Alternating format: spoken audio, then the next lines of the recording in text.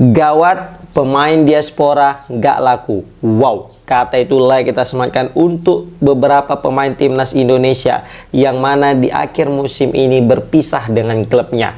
Khususnya pemain-pemain kita yang berlaga di kompetisi Eropa.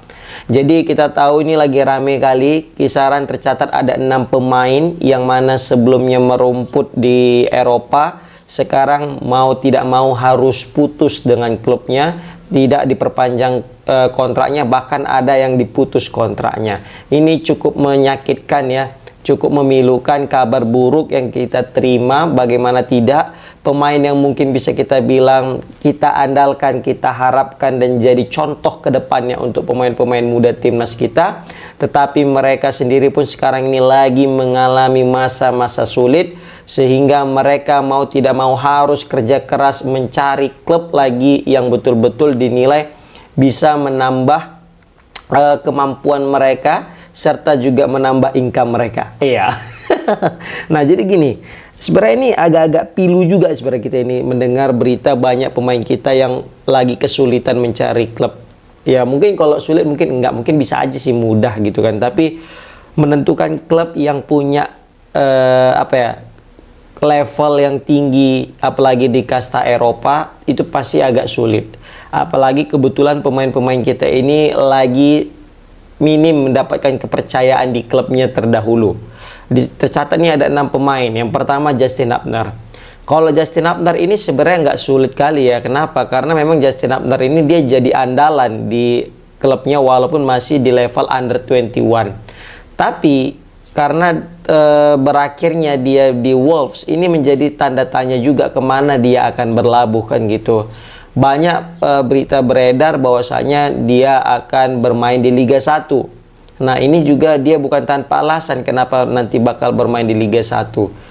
Karena ya kebetulan kita tahu Justin Abner punya teman dekat, yaitu seorang selebgram dari Indonesia juga. Mungkin biar agar dekat, tidak lagi jauh ya mereka itu, ya mungkin bisa aja Indonesia menjadi destinasi.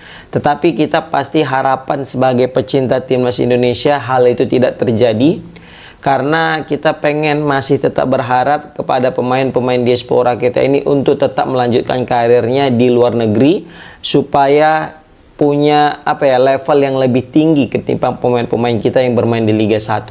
Aku tidak mendiskreditkan Liga 1, tidak, tapi kita juga pasti sadar liga di luar itu lebih baik daripada Liga Indonesia, kan gitu. Nah, bukan berarti main di Liga Indonesia nggak jago, bukan. Contoh kayak Rizky Ridho, jagonya dia kan gitu. Contoh kayak Egy Maulana Fikri, Kambuaya, jagonya dia kan. Tapi aku yakin kalau Egy, Kambuaya dan Rizky Ridho main nanti di liga luar, pasti mereka akan lebih pesat lagi kemampuannya. Egy, kenapa jago dia gitu? Dia sempat main di liga luar, main di Lesia Gedang, Senika, kan. Pokoknya dia udah banyaklah pengalaman yang dia dapatkan seperti itu. Nah, apalagi umur Justin ini masih 21 tahun, masih relatif sangat-sangat muda, dan bisa kita bilang ini masih belum masuk ke usia prime-nya. Jadi masih panjang lah perjalanan Justin. Jadi jangan sampai dia itu langsung masuk ke Liga 1 gitu. Kalau misal tadi umur dia 32, 33 main ke Liga 1, it's okay lah memang untuk penutupan karirnya lah, pensiun di Indonesia mainnya ya kan. Dia ini punya market value kisaran 5M guys. Itu pemain pertama, yaitu Justin Abner. Adapun pemain kedua adalah Sean Patinama. Mungkin Sean Patinama ini bisa kita bilang lebih mengenaskan ya. Kenapa aku bisa bilang lebih mengenaskan? Karena ini jarang sekali bermain guys. Kalau Justin meskipun di level under 21 dia rutin main. Jadi dia tidak kehilangan sentuhannya. Makanya bisa kita lihat dia klop kali main dengan pemain sekelas Jai Ijaz, Rizky Ridho. Kenapa? Karena di level klub dia juga dapat kepercayaan. Jadi ketika main di timnas pun dia pede gitu untuk megang bola, pede untuk bersanding dengan siapapun di timnas Indonesia. Nah, berbanding terbalik dengan Sean Patinama. Apalagi Sean Patinama ini kan bisa kita bilang sempat melakukan blunder kemarin waktu lawan China. Nah, semenjak saat itu dia semacam kehilangan kepercayaan dirinya. Bahkan beberapa pelatih kayak Sintayong dan Patrick Kluivert tidak lagi memilih dia sebagai pilihan utama. Kenapa? Karena memang dinilai belum cukup, kurang banget, apalagi di level klub. dia itu tidak lagi menjadi pilihan utama dan dia lebih sering untuk duduk sebagai pemain bangku cadangan. Nah, karena ya hal ini, maka pelatih dan juga para staf pelatih memikir kayaknya Sen Patinama belum layak untuk jadi starter ataupun untuk main. Kemarin waktu lawan Jepang lah terakhir kali main, dan kelihatan juga Sen Patinama belum bisa menunjukkan performa yang baik. Ya selain karena memang Jepang pula lawannya ya kan. Tapi kalau mungkin lawan Bahrain ataupun mungkin lawan China, mungkin dia bisa sedikit lebih baik. Tapi itu juga tidak menjamin, karena terakhir kali waktu lawan China dia malah buat blunder fatal.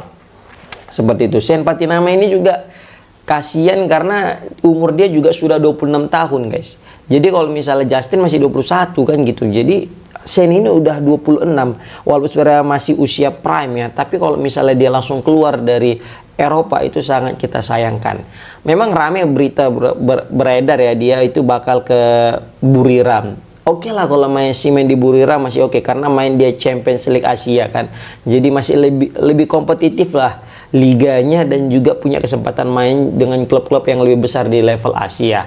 Yang penting bagi aku di sini adalah pemain diaspora ini dia mendapatkan menit bermain sih. Nggak masalah lah main di Liga Thailand ketimbang main di Liga Belgia pun dia tapi jadi bangku cadangan. Untuk apa? Kan Liga Belgia Liga apa lebih cocok lah, maksudnya lebih apa namanya, lebih kompetitif juga ketimbang Liga Indonesia gitu loh. Nah, tambah lagi dia punya kesempatan jumpa dengan pemain-pemain lebih hebat lagi di level Champions League Asia. Seperti itu guys. Itu pemain kedua. Pemain ketiga ini Jordi Amat. Nah, kalau Jordi Amat sebenarnya kan udah banyak kali pengalamannya ya kan. Udah penuh kali lah apanya, CV-nya masalah klub-klub di Eropa gitu kan. Main di Rayo Vallecano, Espanyol, main juga di Inggris Swansea. Pokoknya kalau dia untuk di level jumpa Ronaldo, Messi udah bosan lah dia ya kan, pemain-pemain bintang. Nah, kalau pemain sekelas Jordi Amat main ke Liga 1 menurutku nggak masalah. Kenapa nggak masalah bang? Tadi nggak boleh Justin Abner sama Sen Patinama. Lah ini kenapa dia boleh? Satu, umurnya udah 33 tahun guys. Ini rentan umur-umur kayak gini. Dan kayak umur-umur kayak gini malah kayaknya klub-klub di luar negeri itu nggak mau untuk merekrut pemain yang sudah tua kan gitu. Apalagi gaji Jordi ini gila mahal coy.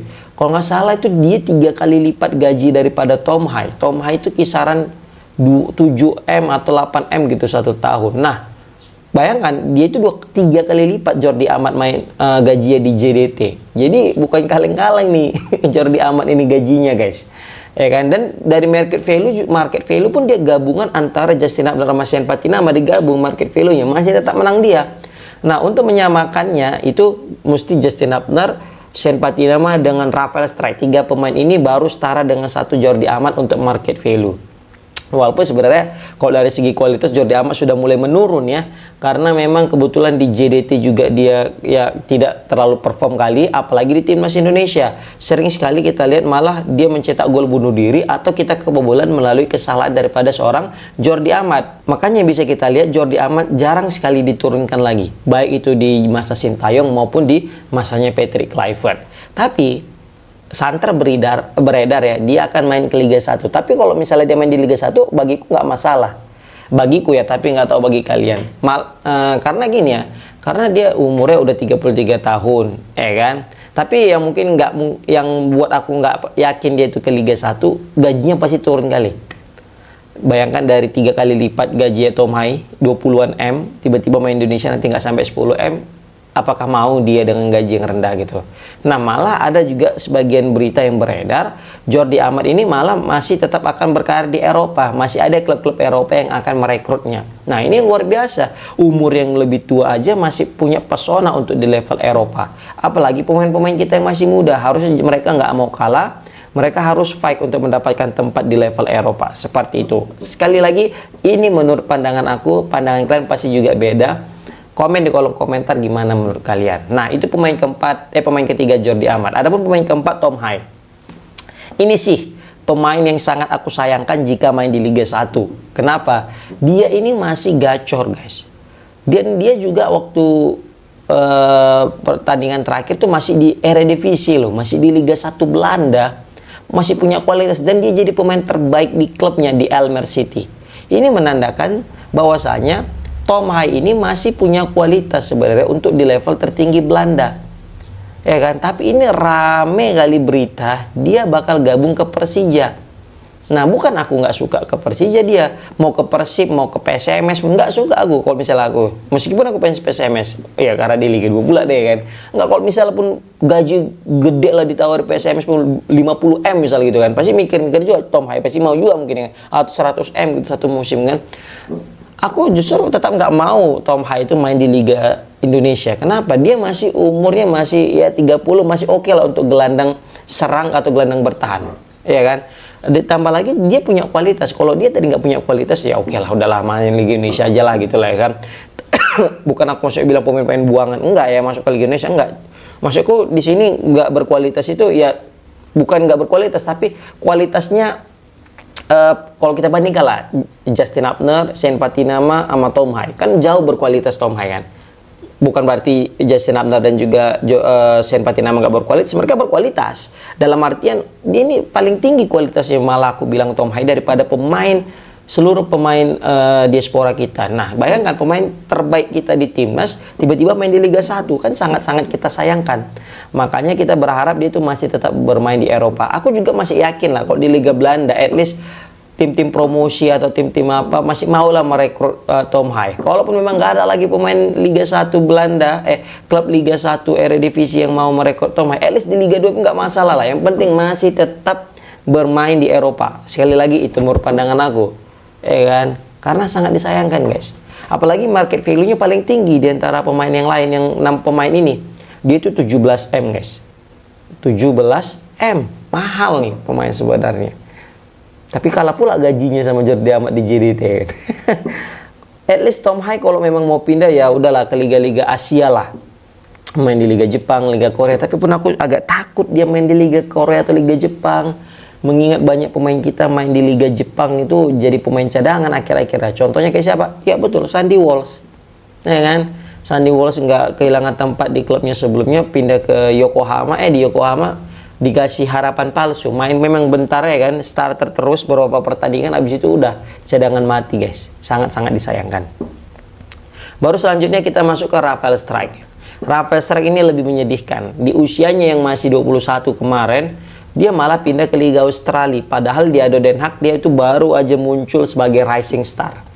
Aku nggak tahu apa motifnya kenapa dia pindah ke Australia. Kalau aku dengar ya karena biar lebih dekat dengan Indonesia, Garuda Calling jadi nggak capek. Yang kedua, main di liga utamanya ya Liga Australia. Tapi mereka mesti sadar sih Rafael Strijk ini. Liga 2 Belanda itu juga nggak kalah dengan liga utama daripada Australia. Malah lebih baik sih menurut aku ya. Kenapa? Kok dari kompetitifnya itu jauh lah kompetitif Liga Belanda guys. Tapi nggak tahu lah Rafael Strijk kenapa dia bisa pindah kemarin ke Australia, atau mungkin gaji lebih gede ya mungkin ya. Ini pemain masih 22 tahun, market value juga 2M, masih punya potensi lah main di Eropa. Balik aja ke Eropa, jangan main di Liga Indonesia. Apalagi beredar ya berita dia bakal ke Persib katanya juga. Waduh, janganlah, jangan. Main aja tetap di Liga Eropa lah. Pindah dari Australia ke Eropa, seperti itu. Apalagi usia masih muda. Tapi kalau misalnya usianya udah 30, 29, main ke Liga Indonesia, mau main ke Persib, ke Persija, Persebaya, atau PSMS, ya udah main terserah, nggak masalah. Kan seperti itu. Nah, baru pemain terakhir adalah Nathan Chow. Nathan Chow ini juga yang baru aja kemarin kita bahas di video kemarin. Ya, diputus kontraknya sama klub dan dia juga sepakat karena memang kurang bisa bersaing dengan pemain-pemain lain. Ini market value lumayan mahal sih sebenarnya, 6M dibanding Rafael Strijk, Patinama dan juga Justin Upner. Tapi dia malang sekali, sempat bermain bagus di Excelsior, tapi sekarang dia itu lagi berantakan di Swansea. Semoga aja dia mendapatkan klub yang lebih baik lagi ke depannya. Oke. Berharapnya sih Nathan jangan sampai ke Liga Indonesia, masih 23 loh umurnya. Masih punya peluang untuk main di Liga Eropa. Sekali lagi, Liga Eropa pun nggak mesti di Liga 1-nya, Liga 2-nya juga nggak masalah. Yang penting masih tetap berkompetisi di level tertinggi Eropa. Pokoknya ini sih, kayak Elkan Bagat, main di Liga 3 pun nggak masalah gitu. Yang penting tetap lebih kompetitif itu kompetisi ketimbang bermain di Liga Asia atau di Liga Asia Tenggara. Oke, komen di kolom komentar gimana pendapat kalian guys tentang opiniku. Assalamualaikum warahmatullahi wabarakatuh. Komen di kolom komentar untuk saling berbagi.